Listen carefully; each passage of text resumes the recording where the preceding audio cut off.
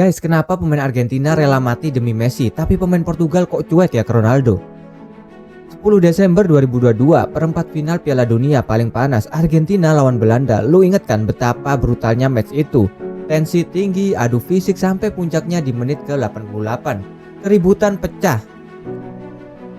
Tapi pas semua orang lagi emosi, ada satu momen aneh yang lu mungkin kelewatan. Virgil van Dijk, kapten Belanda, musuh besar Argentina, malam itu tiba-tiba jalan nyamperin Lionel Messi.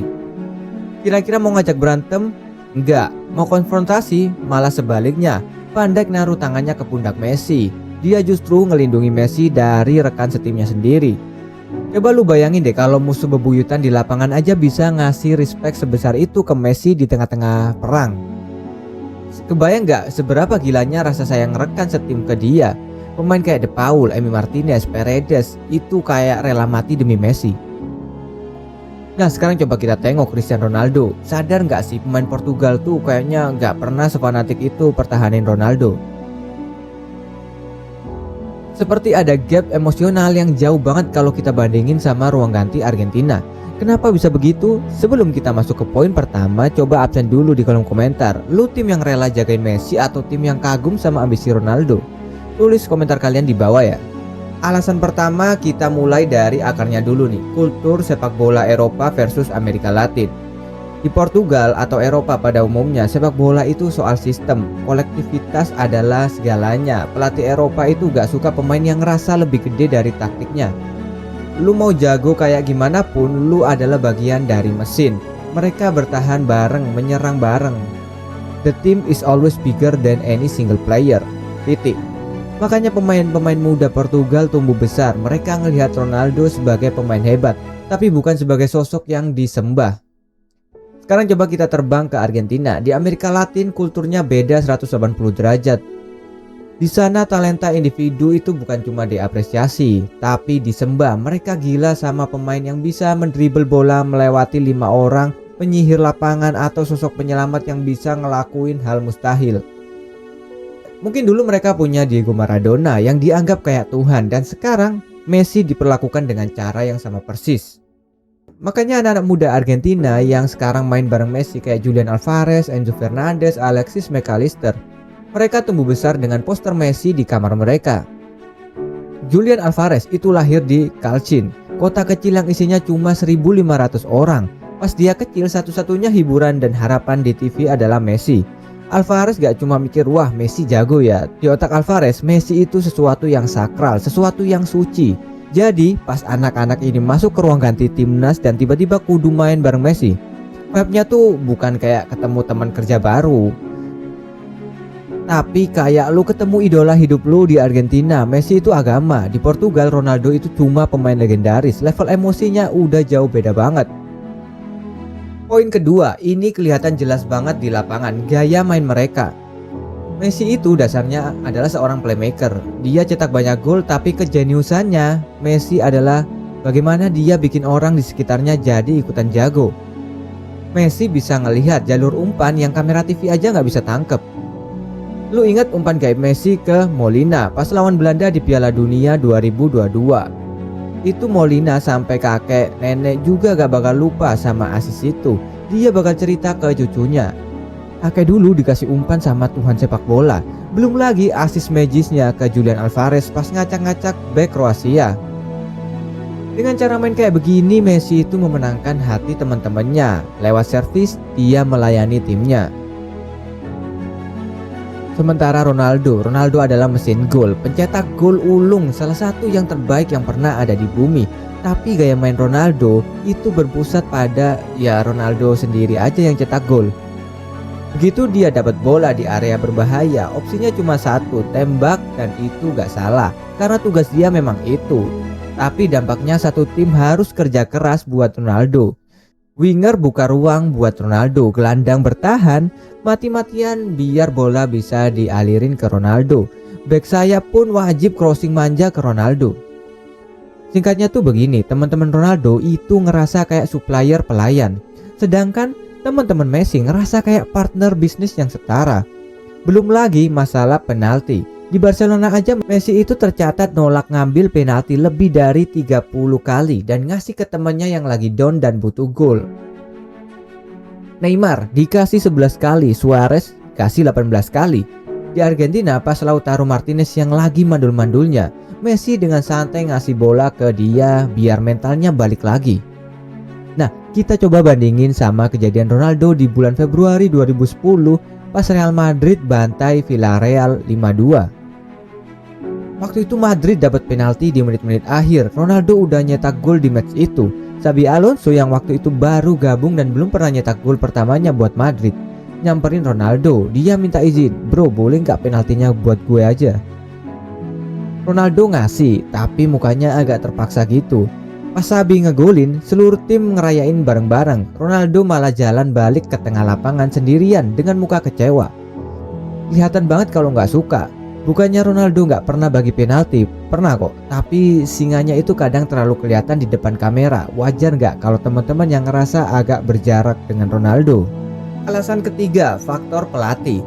Sejak 2018, Messi cuma punya satu pelatih di Argentina, Lionel Scaloni. 8 tahun bareng-bareng, ngelewatin Copa America, Finalissima, sampai angkat trofi Piala Dunia. Hubungan emosional yang kebangun itu udah kayak keluarga. Dan dari hari pertama Scaloni udah tegasin ke semua skuad, Messi adalah orang paling penting dalam tim ini. Scaloni itu nggak cuma bertindak sebagai pelatih, tapi dia memposisikan diri sebagai fans berat Messi. Dia ngomong begitu terang-terangan di media. Nah, kalau bos lu aja nyembah satu orang, otomatis lu sebagai bawahan bakal ikutan respect dong. Sekarang kita lihat Portugal. Masalahnya Portugal bukan karena Portugal sering ganti pelatih. Fernando Santos aja nemenin Ronaldo selama 8 tahun. Tapi masalahnya adalah hubungan Ronaldo sama pelatihnya yang sering naik turun. Gak ada satupun pelatih Portugal yang bikin narasi kalau tim ini harus berlutut demi Ronaldo. Puncaknya di Piala Dunia 2022, Fernando Santos berani nyadangin Ronaldo pas lawan Swiss di fase gugur. Hasilnya Portugal malah menang mutlak 6-1 dan Gonçalo Ramos bikin hat-trick. Pesan terselubungnya jadi kejam banget buat Ronaldo. Portugal tuh bisa menang kok tanpa Ronaldo. Coba gue tanya ke kalian, lu bisa bayangin gak Scaloni berani nyadangin Messi di laga hidup mati Argentina? Kagak bakal berani cuy. Perlakuan pelatih yang beda ini bikin atmosfer respect di ruang ganti kedua tim jadi jauh lebih berbeda. Poin keempat ini dalam banget bro, tragedi dan rasa sakit yang sama. Ada masanya pas Ronaldo lagi jaya-jayanya dapat trofi di Eropa, Messi justru lagi sekarat nanggung beban kegagalan di Argentina. Kalah di final Piala Dunia 2014 lawan Jerman, kalah di final Copa America 2015 lawan Chile lewat penalti, dan kalah lagi di final Copa America 2016 lawan musuh yang sama. 3 final beruntun, 3 kali patah hati. Dan seluruh dunia ngelihat Messi nangis frustasi sampai sempat mutusin buat pensiun dari timnas. Sekarang coba lu taruh diri lu di posisi Julian Alvarez atau Enzo Fernandez yang waktu itu masih remaja. Lu ngelihat pahlawan lu, orang yang lu puja, hancur lebur kayak gitu di TV. Rasa sedihnya tuh nular ke hati lu. Makanya pas mereka akhirnya satu tim sama Messi, motivasi mereka tuh bukan cuma gue pengen juara dunia, tapi gue pengen menang demi nih orang, gue pengen bayar air mata dia dulu. Emi Martinez bahkan pernah bilang pas Messi ulang tahun di Qatar, mereka sengaja nggak mau ngerayain heboh karena mereka sepakat kado ulang tahun terbaik Messi adalah trofi Piala Dunia. Loyalitas gila kayak gini nggak lahir dari kesuksesan bro. Loyalitas ini lahir dari rasa sakit yang ditanggung bareng-bareng selama bertahun-tahun. Sedangkan Ronaldo, dia udah menangin Euro 2016 duluan. Tekanan emosionalnya buat nyelamatin karir Ronaldo di timnas tuh nggak segede itu di mata pemain muda Portugal. Mereka nggak punya ikatan trauma emosional yang kuat kayak skuad Argentina. Dan poin terakhir yang jadi gongnya, karakter humble versus ego gede. Kita tahu dua-duanya mega bintang, tapi cara mereka bersikap di publik dan tim itu beda banget. Tahun 2023, Messi pernah bikin kesalahan. Dia pergi ke Arab Saudi buat urusan sponsor tanpa izin resmi dari klubnya saat itu PSG. Efeknya dia dihukum 2 minggu gak boleh latihan dan bertanding. Normalnya ya superstar dengan ego langit ke-7 bakal diem atau nyuruh agennya yang klarifikasi atau malah ngambek balik ke klub. Tapi apa yang Messi lakuin? Dia bikin video sendiri, natap langsung ke kamera, pakai jas rapi dan minta maaf secara terbuka tanpa bikin alasan dan pembenaran. Seorang pemilik 8 Ballon d'Or duduk manis dan bilang, "Saya minta maaf ke teman-teman dan klub." Itu bikin ruang ganti respect karena dia nggak ngerasa lebih tinggi dari aturan. Nah, sekarang coba kita tonton ulang kelakuan Ronaldo di tahun 2022 pas masih di Manchester United di bawah Erik ten Hag. Pas lawan Tottenham, Ten Hag minta Ronaldo masuk sebagai pemain pengganti di menit-menit akhir. Ronaldo nolak, bukan cuma nolak, dia langsung jalan walkout masuk ke lorong ganti. Bahkan ninggalin stadion sebelum peluit panjang dibunyikan. Pas teman-temannya lagi berjuang di lapangan, dia malah pulang duluan. Dua momen ini kalau ditaruh bersebelahan kelihatan jelas banget perbedaannya. Yang satu nunjukin kerendahan hati yang luar biasa, yang satu lagi didominasi oleh ego yang terlalu besar. Sifat humble inilah yang bikin sekat antara mega bintang dan pemain biasa di ruang ganti Argentina itu runtuh. Mereka ngerasa Messi itu bagian dari mereka, sementara Ronaldo tetap berada di singgasananya sendiri, terpisah dari rekan-rekan setimnya. Pada akhirnya sepak bola itu bukan cuma soal taktik di atas kertas atau statistik gol di Wikipedia. Sepak bola itu soal rasa, soal hubungan, soal emosi antar manusia di dalam ruang ganti. Ronaldo mungkin punya dedikasi yang gak masuk akal buat jadi yang terbaik dan kita wajib respect sama hal itu. Tapi untuk urusan memenangkan hati dan jiwa rekan setim, Messi punya cara yang gak bisa dibeli pakai uang atau trofi apapun. Gimana menurut kalian? Apakah setuju sama analisis tadi? Atau kalian punya pandangan lain? Tulis pendapat kritis kalian di kolom komentar.